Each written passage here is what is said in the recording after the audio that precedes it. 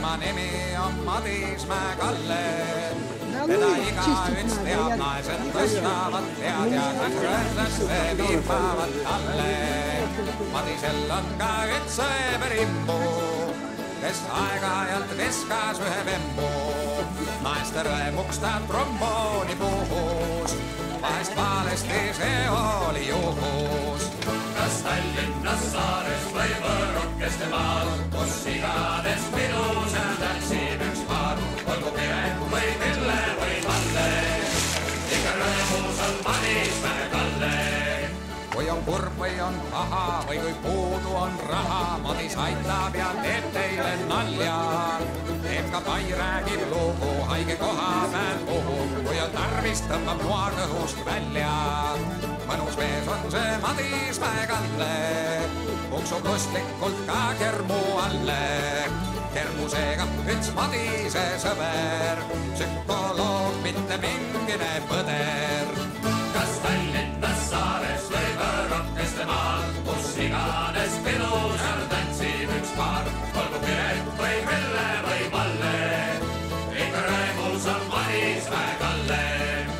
Üks talv oli see, jube libe oli tee, Madis mündaki istuli kukkus, aga igav oli maas seltsiks vaid vaevu kaas, Madis ohkas ja pudile tukkus. Siis õhmatas rasmeli Priidu, kes kunagi ei kiskunud riidu. Sa aja end Madis nüüd püsti ja tunne end pagana hästi.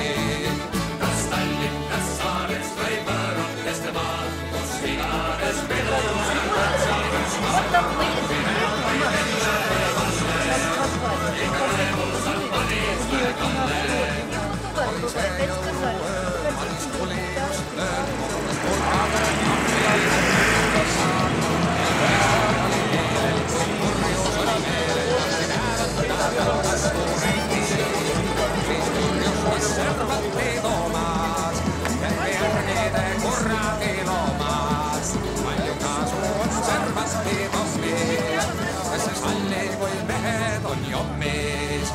Kas Tallinnas, Saares või Võrokeste maal, kus igades pidu seal tantsib üks paar, olgu Piret või Pille või Palle, ikka rõõmus on Madis Mäe-Kalle.